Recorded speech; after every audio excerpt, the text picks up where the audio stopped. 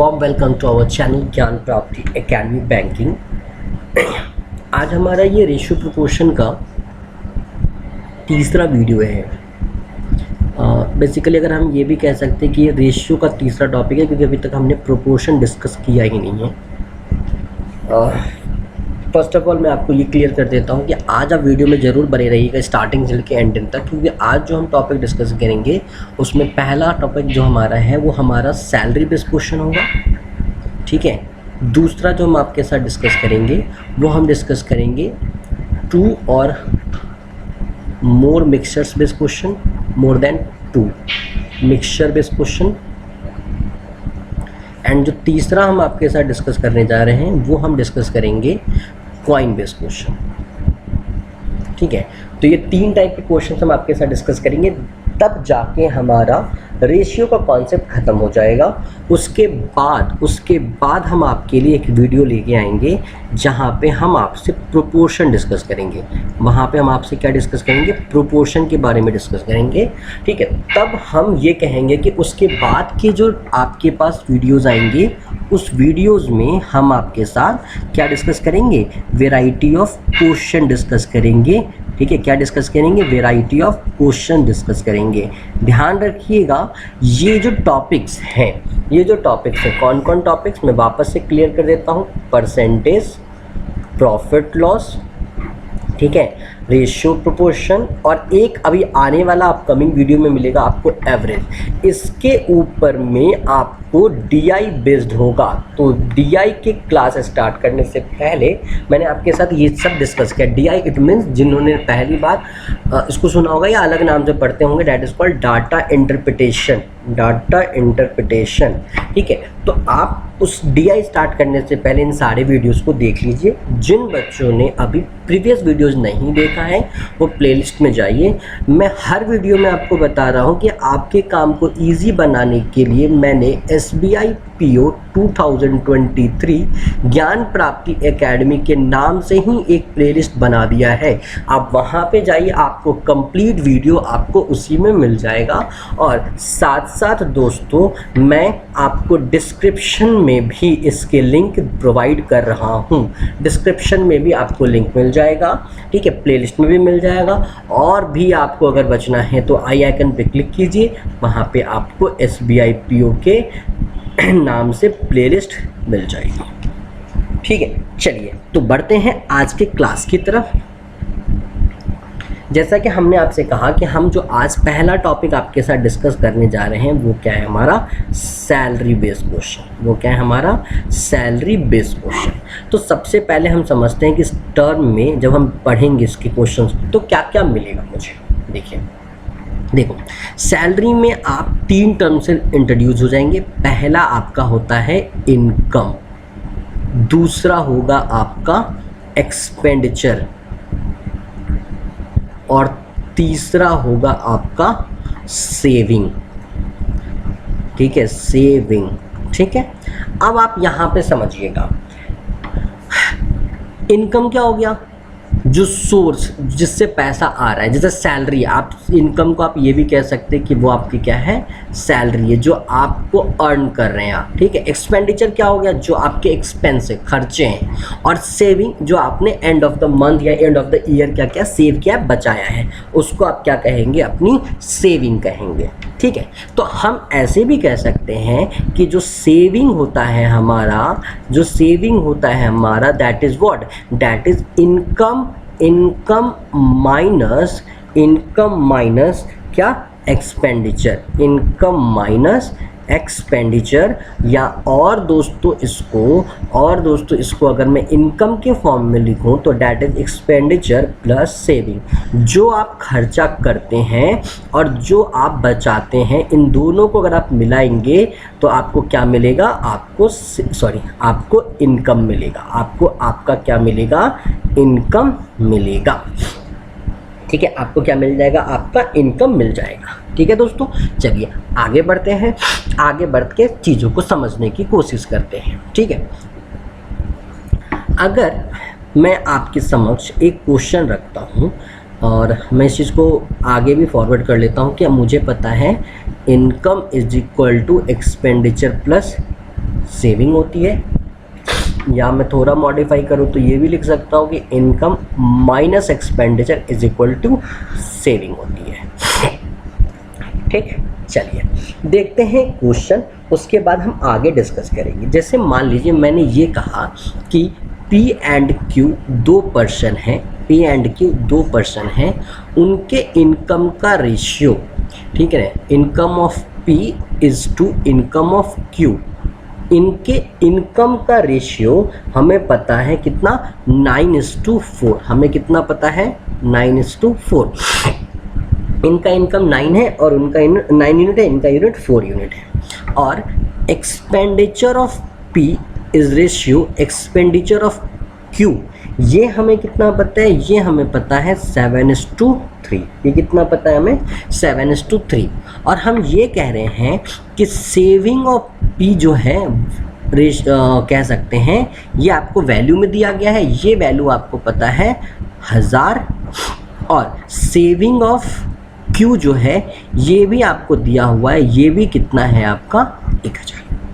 ठीक है, ये भी कितना है आपका 1000। ठीक है, अब आपसे क्वेश्चन क्या पूछा गया, फाइंड, आपसे क्वेश्चन पूछा गया है कि बताओ कि इनकम ऑफ पी कितना है और इनकम ऑफ क्यू कितना है। इनकम ऑफ पी कितना है और इनकम ऑफ क्यू कितना है। तो देखिए आपको क्या करना है दोस्तों, आपको अगर मैं इसको थोड़ा सा पहले आपको उससे बताता हूँ, अगर मैं इस इक्वेशंस के थ्रू अगर मैं इसको सॉल्व करने की कोशिश करूँ, इस इक्वेशंस के थ्रू मैं सॉल्व करने की कोशिश करूँ, तो मैं ये कह सकता हूँ कि अगर मैं P के बारे में डिटेल निकालूँ तो उससे पहले क्या मैं इसको 9x और इसको 4x लिख सकता हूँ, क्योंकि रेशियो अलग होगा तो वैल्यू आप एक वेरिएबल लानी पड़ेगी। और इसको अगर आप लिखेंगे तो आप इसको 7y और इसको आप 3y लिख सकते हैं, इसको आप 7y और उसको आप 3y लिख सकते हैं। अब समझिएगा, अगर मैं P का डिटेल बोलूँ तो P अगर अपने इनकम से, जो कि उसका 9x है, अपने एक्सपेंडिचर को मतलब 7y को माइनस करेगा तो आपको 1000 मिलेगा। मैंने इस इक्वेशन का यूटिलाइजेशन किया है, ध्यान रखिएगा, income minus expenditure is equal to saving. Similarly अगर मैं Q की बात करूं तो Q अपने इनकम से अगर अपने एक्सपेंस को माइनस करेगा तो उसको क्या मिलेगा, उसकी सेविंग मिलेगी। ठीक है, अब यहाँ पे जो बच्चे 10th क्लास में पढ़ के आए हैं, कौन कौन सा मेथड, 2 मेथड पढ़ा था आपने, एक पढ़ा था एलिमिनेशन मेथड और एक पढ़ा था आपने सब्स्टिट्यूशन मेथड। ठीक है, उस तरीके से बच्चा इसको आप आसानी से सॉल्व कर सकते हैं, क्योंकि आपको पता है कि अगर मुझे 2 वेरिएबल मिला है तो उसके लिए मुझे 2 इक्वेशन चाहिए और उसके बाद हम उसकी वैल्यूज़ को क्या कर सकते हैं, फाइंड आउट कर सकते हैं, जो कि आप यहाँ पे कर सकते हैं। लेकिन बात क्या आती है, अगर आप मुझसे पढ़ रहे हैं तो आपको क्या बेनिफिट मिलेगा वो समझिए। देखिए, अगर आप इस तरीके से सॉल्व करेंगे तो यू विल टेक टाइम। तो इसका अल्टरनेट क्या होता है, इसका अल्टरनेट क्या है, अगर आप जीपीए से जुड़े हो तो कुछ तो बेनिफिट मिलेगी। वो बेनिफिट क्या है वो देखिए, आपको करना क्या है कि आप इसी रेशियो में लिखिएगा, आपको इसी टर्म में भी लिखना है। आपको पहले क्या लिखना है, I, फिर लिखना है आपको E और फिर लिखना है आपको S, IES। ठीक है, आप ध्यान रखिएगा, इसमें से कितने ऐसे बच्चे जो मुझे बता सकते हैं कि IES का फुल फॉर्म क्या होता है, फुल फॉर्म कोई बता सकता है मुझे कि IES का? अगर नहीं पता है, सॉरी, अगर पता है, जिन लोगों को पता होगा ही, भरोसा है मुझे आप पे, तो आप उसको कमेंट बॉक्स में बता सकते हैं। और जिन लोगों को नहीं पता है वो वीडियो पॉज करके पहले बताने की कोशिश करना, सोचने की कोशिश करना, जब नहीं पता होगा तो वीडियो को आगे एक्सटेंड करो, मैं भी बता देता हूँ। IES का मतलब होता है Indian engineering service, Indian engineering service. तो ये टर्म याद रखना, IES, इंडियन इंजीनियरिंग सर्विस। ठीक है, तो अब आपको उसी फॉर्मेट में इस वैल्यू को लिख देना है। किस फॉर्मेट में, IES के फॉर्मेट में वैल्यू को लिख देना है। तो I की वैल्यू कितनी थी, इनकम का रेशियो कितना था, 9:4। हेडिंग के लिए थोड़ा इजी बनाने के लिए आप यहाँ पे P लिख लीजिए, Q लिख लीजिए कि P का डाटा, ये Q का डाटा है। E का रेशियो क्या है, 7 और 3, और SP और SQ की सेविंग कितनी है, मतलब ये हो गया 1000 और ये हो गया आपका 1000। अब आपको बहुत छोटा सा काम करना है, बहुत छोटा सा काम करना है। डायगनली मल्टीप्लाई कीजिए इसको इससे, मतलब 9 3 जा कितना हो जाएगा 27 एंड 7 4 जा कितना हो जाएगा 28, और इनका डिफरेंस निकालिए। इनका डिफरेंस कितना होगा, तो 28 माइनस 27 करेंगे तो डिफरेंस आएगा 1 यूनिट। कितना आ जाएगा 1 यूनिट। सिमिलरली दोस्तों आप इस 3 को इस 1000 से मल्टीप्लाई कीजिए तो आपको मिलेगा 3000, और इस 7 को 1000 से मल्टीप्लाई कीजिए तो आपको मिलेगा यहाँ पे 7000, और अब डिफरेंस निकालिए तो आपको मिलेगा 4000। अब आपको कितना मिलेगा 4000।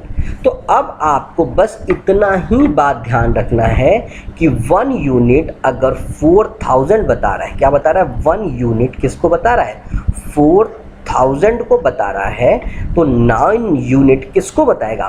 तो भाई आपको क्या करना है 9 इंटू 4000 कर लीजिए तो 36000, मतलब P का इनकम कितना होगा 36000 होगा।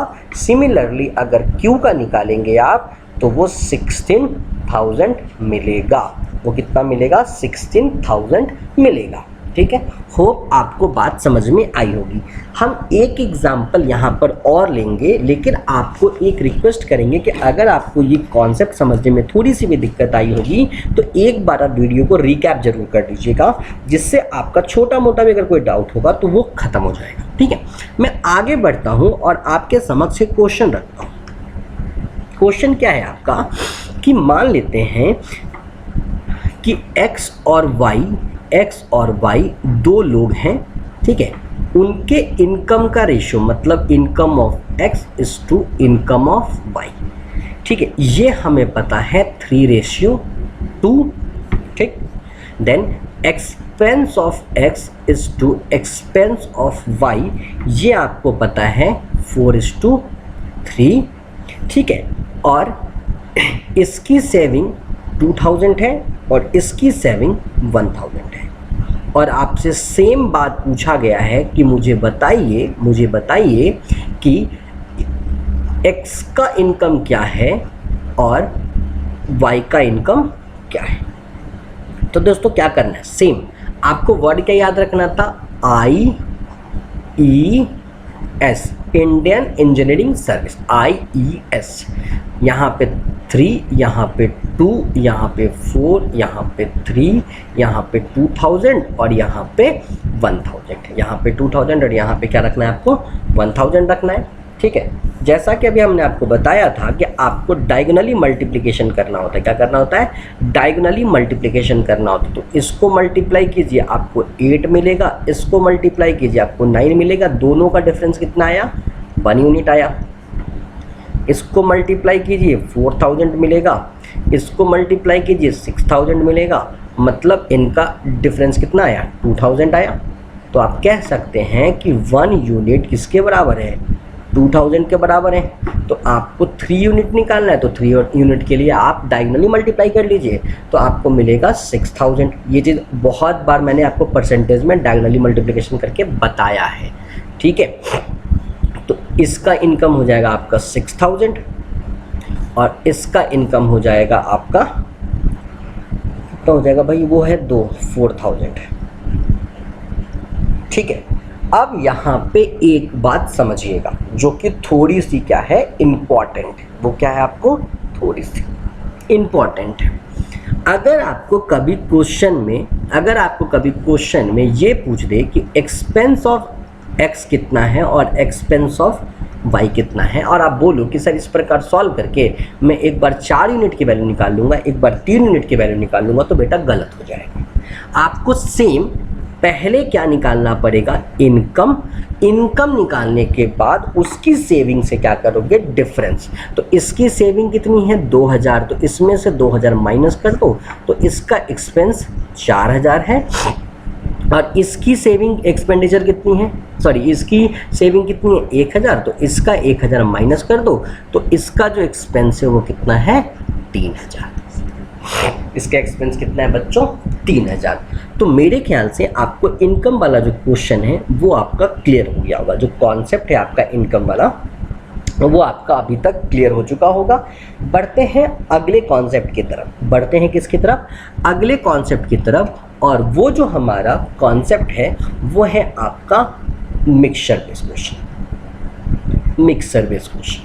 अब आप यहाँ पे एक बात समझिएगा जो मैं आपको समझाने की पूरी कोशिश करूँगा, ठीक है। जैसे कि अगर मैं आपसे ये कहूँ कि मैंने 2 कंटेनर लिए हैं, ठीक है, 2 कंटेनर लिया है, ठीक, दोनों कंटेनर में, ठीक है, आपका वाइन और सोडा का रेशियो है।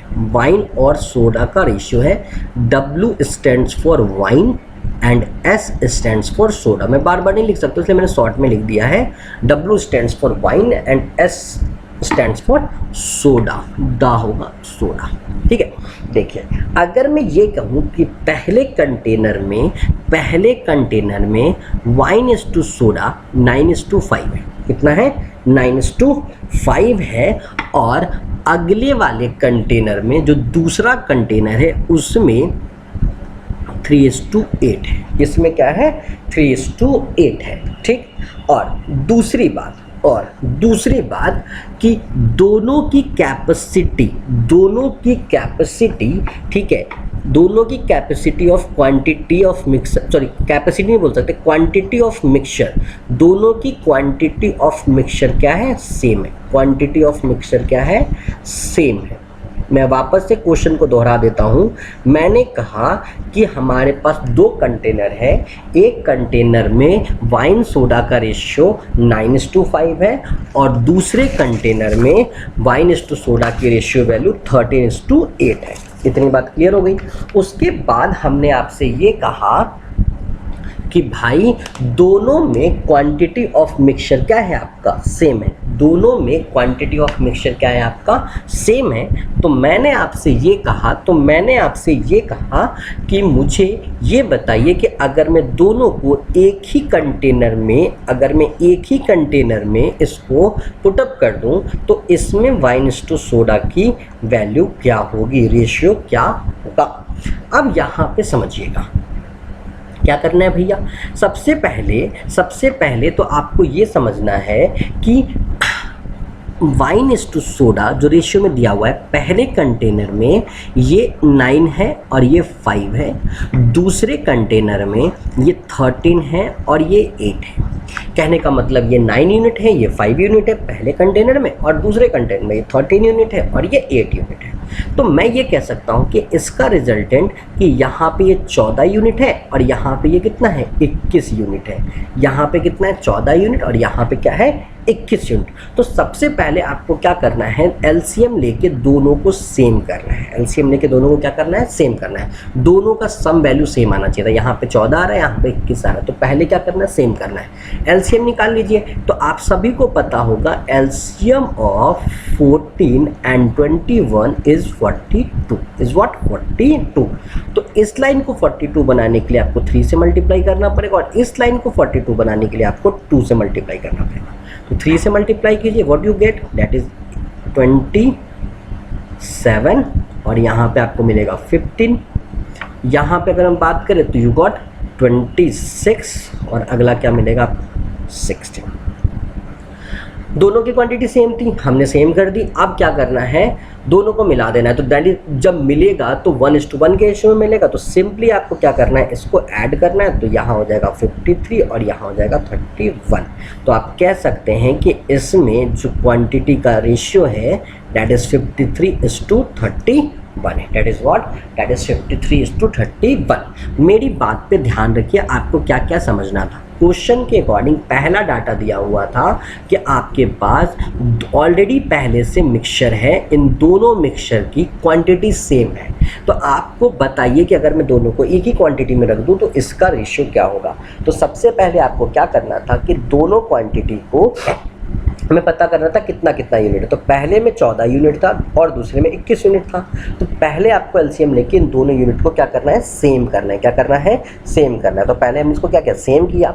अब क्योंकि दोनों की क्वांटिटी सेम थी तो हम ये कह सकते हैं कि इन क्वांटिटी सेम होने के कारण जो रेशियो वैल्यू आएगी वो कितनी आएगी? 1:1। मतलब इसका एक पार्ट और इसका एक part, that is equal equal, ठीक है। तो हमने इसको 1:1 में मिला दिया, इसलिए हमने सिंपली क्या कर दिया, इसको ऐड कर दिया। हमने सिंपली क्या कर दिया, इसको ऐड कर दिया। Take another example, take another example, ठीक है। देखिए, अगर मैं आपसे ये कहूँ कि मेरे पास मिल्क इज टू वाटर का कोई भी कॉम्पोजिशन है, ठीक है, मिल्क इज टू वाटर का कोई भी कॉम्पोजिशन है, पहले वाले में जो आपका रेशियो है मिल्क इज टू वाटर का जो आपका रेशियो है वो कितना है, 4:3, कितना है, 4:3। और दूसरे वाले में जो आपका मिल्क इज टू वाटर है वो कितना है, 4:5, वो कितना है, 4:5। अब दोनों को मिलाना है, दोनों को क्या करना है, मिलाना है, ठीक है। और ध्यान रखिएगा, मिलाते समय इनका जो मिलने का रेशियो है वो कंटेनर 1 टू कंटेनर 2 का जो रेशियो वैल्यू दिया गया है वो 1:4 कहा गया है। मतलब इस कंटेनर का अगर एक पार्ट मिलाया जाएगा तो इस कंटेनर का 4 पार्ट मिलाया जाएगा। तो आपको सेम उसी प्रकार से सॉल्व करना है कि पहले आप मिल्क वाटर लिख लीजिए, पहले कंटेनर का 3 और दूसरे कंटेनर का 4 और 5, ठीक है। जोड़िए भैया, यहाँ पे आपको जोड़ने पे 7 मिल रहा है, यहाँ पे जोड़ने पे आपको 9 मिल रहा है। जोड़ा हमने ऐसे 4 5 9 और 4 3 7, ठीक है। अब क्योंकि आप इसका एलसीएम लेंगे तो वैल्यू कितनी हो जाएगी आपकी, 63। वैल्यू कितनी हो जाएगी, 63। तो डेट्स में मल्टीप्लाई बाई 9 और यहाँ multiply by 7। Then the resultant is what, 9 से ऊपर मल्टीप्लाई कीजिए तो ये 36 और ये 27। नीचे से मल्टीप्लाई कीजिए तो 7 4 28, 7 5 35।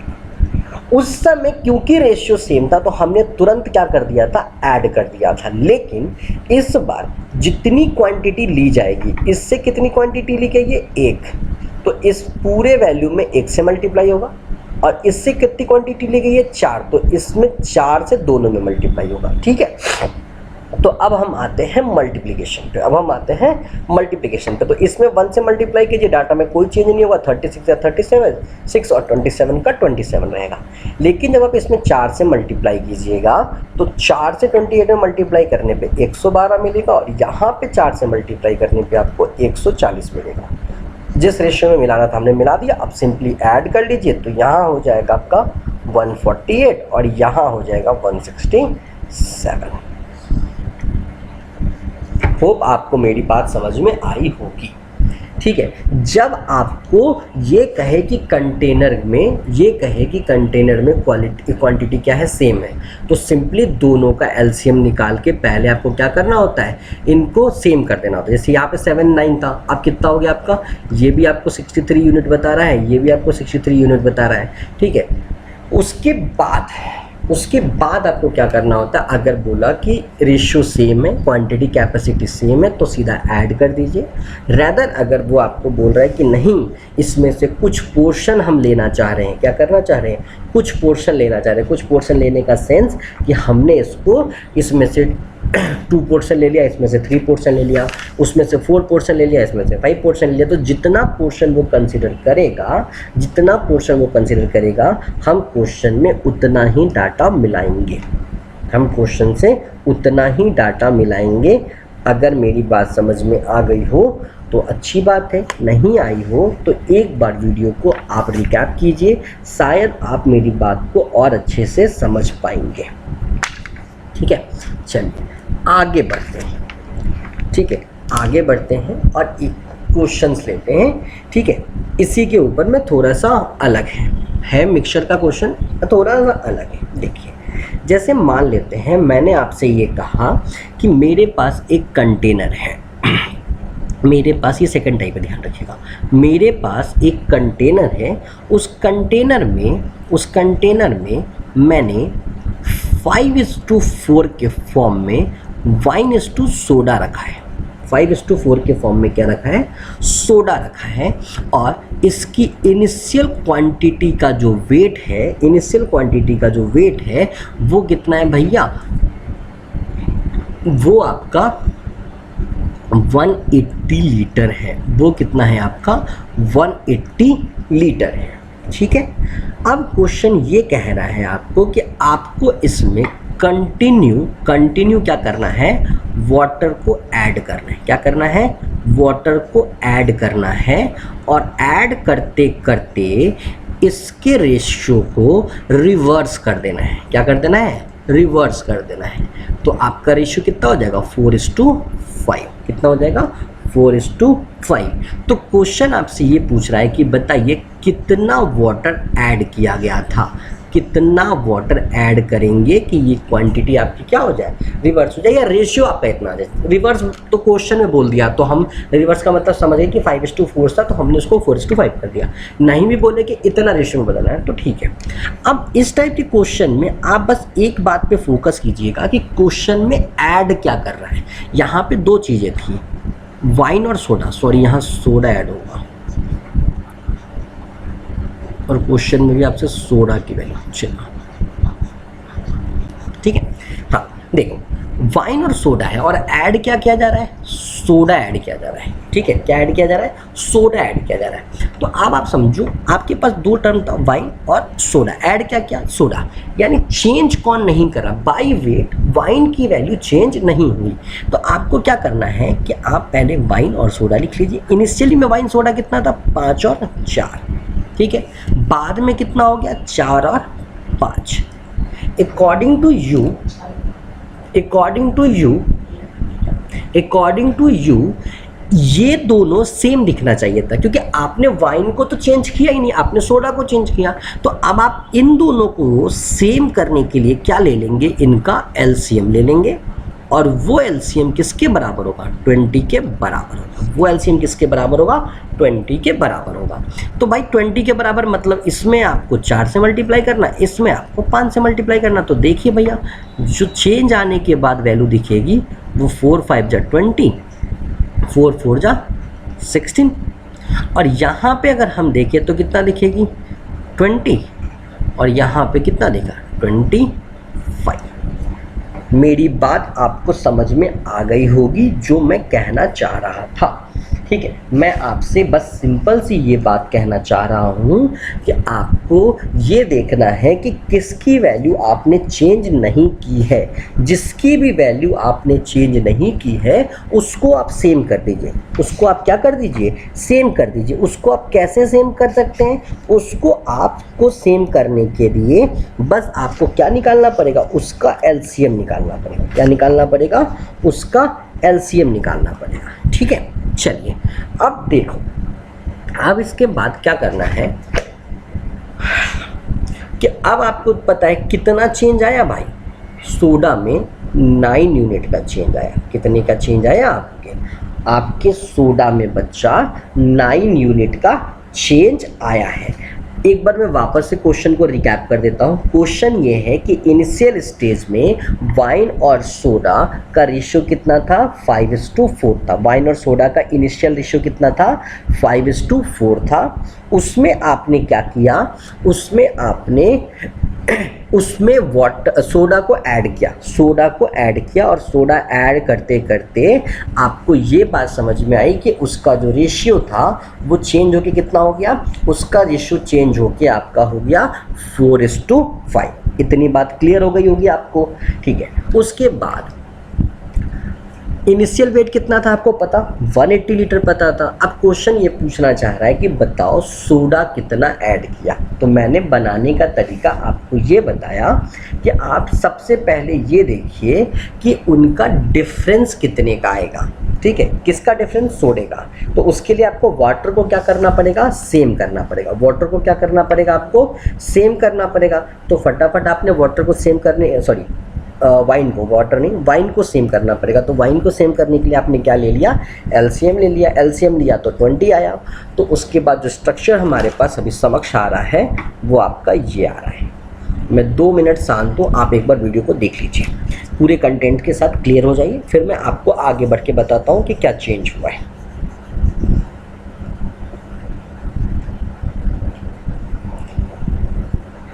देखिए इनिशियली वो वेट कितना बता रहा है, 180 लीटर। इनिशियली इसकी क्वांटिटी कितनी है, 36 यूनिट।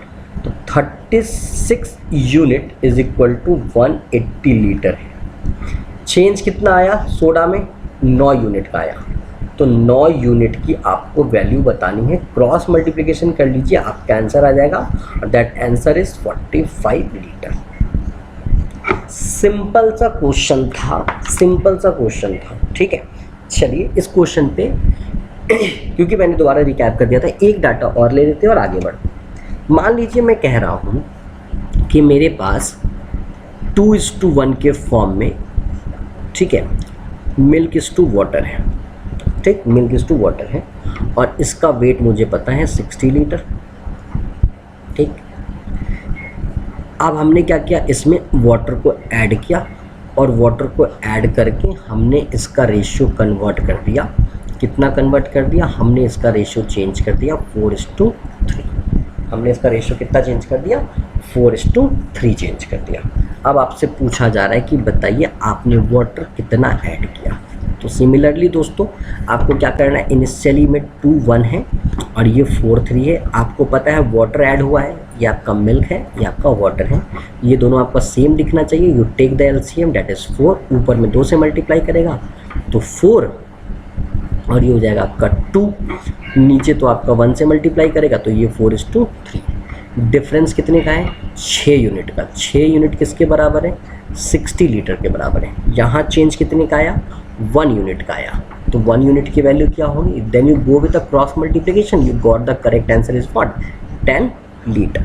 10 लीटर। अब यहाँ पे आप मेरी एक बात समझना, क्या समझना है आपको, किसी को कोई डाउट होगा कि डिफरेंस किससे निकालना, तो देखना इनिशियल में इन दोनों की ओवरऑल वेट पता होगा ना, 60 लीटर। 60 लीटर जब पता होगा तो उसमें आपका मिल्क भी होगा, वाटर भी होगा, तो 4 और 2 कितना हो, 6 यूनिट। तो 6 यूनिट की वैल्यू कितनी दे दी, 60 लीटर। इसको माइनस क्यों कर रहे हैं, तो पहले आपका वाटर 2 लीटर था, मतलब 2 यूनिट था सॉरी, और बाद में कितना हो गया, 3 यूनिट हो गया। तो भाई कितना यूनिट बढ़ा, 1 यूनिट बढ़ा, तो 1 यूनिट की बस क्या निकाल देनी है आपको, वैल्यू निकाल देनी है। तो होप आपको ये बोल सकते हैं रिजल्टेंट जो मिक्सचर के बेस्ट क्वेश्चंस आते हैं वो आपको समझ में आ गए होंगे। ठीक है दोस्तों, चलिए आगे बढ़ते हैं और हम अपने लास्ट क्वेश्चन पे पहुंचते हैं, पैसे वाले पे।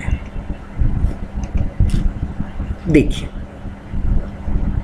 जब आप रुपए और पैसे की बात करेंगे और उसके ऊपर जो रेशियो के क्वेश्चंस आते हैं उसको कैसे आप सॉल्व करेंगे, मैं एक सिंपल सा एग्जांपल लेता हूँ और क्वेश्चन को यहीं पे समझाने की कोशिश करूँगा। जैसे मान लीजिए आपके पास एक कोई बैग है, ठीक है, इस बैग में आपके पास 1 रुपये का कॉइन है, 50 पैसे का कॉइन है और 25 पैसे का कॉइन है। आपके पास 1 रुपये का कॉइन है, 50 पैसे का कॉइन है और 25 पैसे का कॉइन है, ठीक है। अब अगली बात क्या है, अगली बात यह है कि भाई इनका जो रेशियो है वो आपका दिया हुआ है 3:4:5। क्या दिया हुआ है, 3:4:5, ठीक है। अब यहाँ पे अगली बात क्या है, अगली बात ये है कि अगर मैं कहूँ कि जो टोटल अमाउंट है वो हम मान लेते हैं कि 2400 है। कितना है, 2400 है। तो आपसे ये पूछा गया है कि बताइए कि इसमें 50 पैसे का कॉइन कितना होगा। नंबर ऑफ 50 पैसा कॉइन निकालना है। क्या निकालना है, नंबर ऑफ 50 पैसा कॉइन निकालना है। जस्ट मिनट में पानी पी रहा हूँ।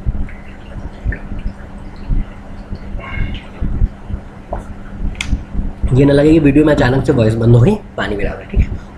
देखिए अब आपको करना क्या, सबसे पहले आप देखो ये तो आपको अमाउंट दिया हुआ है, तो आपको क्या करना पड़ेगा, इस रेशियो और पैसे को यूज़ करके आपको भी अमाउंट में कन्वर्ट करना पड़ेगा, ठीक है। आपको भी क्या करना पड़ेगा, इसको अमाउंट में कन्वर्ट करना पड़ेगा, ठीक। तो देखिए क्या करेंगे हम, यहाँ पे 1 को 3 रिप्रेजेंट कर रहा, 50 पैसे को 4 रिप्रेजेंट कर रहा और 25 पैसे को 5 रिप्रेजेंट कर रहा, ठीक। सबसे पहले आप इसको ब्रेक कीजिए, तो हम कह सकते हैं कि 1 रुपये के लिए 3x इंडिकेट हो रहा है, ठीक है। 50 पैसे के लिए 4x इंडिकेट हो रहा है और 25 पैसे के लिए 5x इंडिकेट हो रहा है। ठीक है। नंबर ऑफ उसके क्या हो गए, ये क्वांटिटी हो गई। 1 रुपया कितनी बार है, 3x टाइम है। 50 पैसा कितनी बार है, 4x टाइम है। और 25 पैसा कितनी बार है, 5x टाइम से। अगर मैं पूछूं कि इनको मिला के कितना पैसा बनेगा, तो आप कहोगे सर 1 रुपया जितनी बार होगा मल्टीप्लाई आप 3x कर दीजिए, उससे आपको इसकी वैल्यू मिल जाएगी। अगर मुझे इसकी निकालनी होगी तो मैं क्या करूँगा, 50 पैसा जितनी बार होगा कितनी बार, 4x टाइम्स, और 25 पैसा जितनी बार होगा उतने से 5x में मल्टीप्लाई कर दूंगा।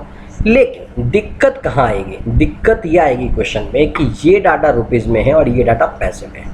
मुझे सबसे पहले इनको क्या करना पड़ेगा, रुपीज़ में कन्वर्ट करना पड़ेगा। तो इक्वेशन कुछ ऐसे आएगी, ये तो रुपीज़ में ही है तो आप ऐसे लिख लो 1 मल्टीप्लाई बाई 3x, क्योंकि रुपीज़ में था तो 1 से मल्टीप्लाई किया, प्लस 50 पैसा को रुपीज़ में कन्वर्ट करेंगे तो आपको पता है 50 पैसा इज इक्वल टू 50/100। सॉल्यूशन के बाद कितना बचेगा, 1/2।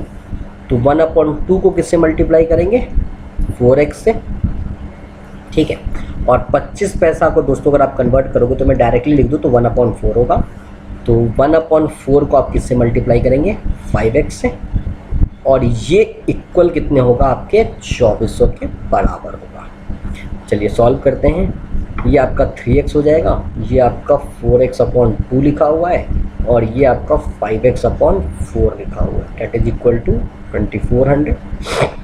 एलसीएम ले लीजिए, 4 आएगा, ये हो जाएगा आपका 12x, ये हो जाएगा आपका 8x, और ये हो जाएगा आपका 5x is equal to 2400। Add कर लीजिए तो 12 8 20 5 25, तो 25x is equal to 2400 multiply by 4। अगले स्टेप में अगर आप लिखेंगे तो x इज इक्वल टू 2400 गुना 4/25, ठीक है। तो ये आपका कट जाएगा 96 टाइम्स में, ठीक है। और उसके बाद आप मल्टीप्लाई कर दीजिए, 396 आपकी x की वैल्यू आएगी, ठीक है। एक बार वापस से देख लेते हैं। सबसे पहले हमने क्या किया कि सबको रुपीज़ के फॉर्म में कन्वर्ट कर दिया, सबको किसके फॉर्म में कन्वर्ट कर दिया, रुपीज़ के फॉर्म में कन्वर्ट किया। ये ऑलरेडी रुपीज़ में था तो नो चेंज। 50 पैसा को हमने 1/2 लिख दिया और 25 पैसा को हमने 1/4 लिख दिया। जितनी बार इनकी फ्रीक्वेंसी थी उससे क्या कर दिया, मल्टीप्लाई कर दिया, ठीक है। जैसे मैं ही आपको बोलूँ ना, सिंपल सी बात समझो ना मेरी, सिंपल सी बात समझो। मैं बोल रहा हूँ कि तुम्हारे पास 10 रुपये का नोट है, 12 नोट है, कितने पैसे होंगे, तो बोलोगे 120। क्या किया तुमने, 10 में 12 से मल्टीप्लाई कर दिया। तो सिमिलरली 1 रुपये का सिक्का कितनी बार है, 3x टाइम्स है, तो हमने उससे क्या कर दिया, मल्टीप्लाई कर दिया, ठीक है। ये 3x हो जाएगा, ये 4x/2, ये 5x/4। सिंपली वहाँ से x की वैल्यू निकाल दी है, ठीक है। अब आपसे पूछा गया था 50 पैसे का कॉइन कितनी बार, तो 50 पैसा को कौन इंडिकेट कर रहा है, 4 इंडिकेट कर रहा है। तो बरखुरदार आपको 396 में किससे मल्टीप्लाई कर देना है, 4 से मल्टीप्लाई कर देना है। तो जो आएगा आपका आंसर वो क्या होगा, आपकी वैल्यू। तो 6 × 24 7 में 2, 9 × 36 38 3, और 12 3 15, तो 584 कॉइन आपके पास होंगे, 1584 कॉइन होगा आपके पास। तो ये रहा आपका कॉइन का क्वेश्चन। हाँ, यहाँ पे अपने पास मैक्सिमम हम कह सकते हैं कि 80-90% कॉन्सेप्ट हमने आपके साथ डिस्कस कर दिया है। कुछ वेराइटी ऑफ क्वेश्चंस हम आपके समक्ष लेके आएंगे जिससे और भी आपका कॉन्सेप्ट क्या होगा, क्लियर होगा। तो प्लीज़ कंटिन्यू बने रहिए हमारे साथ, और अगले वीडियो का ज़रूर वेट कीजिएगा। मैं आपके समक्ष वीडियो बहुत जल्दी प्रेजेंट करूँगा। तो आज के लिए इतना ही guys, thank you very much, and please keep watching my channel.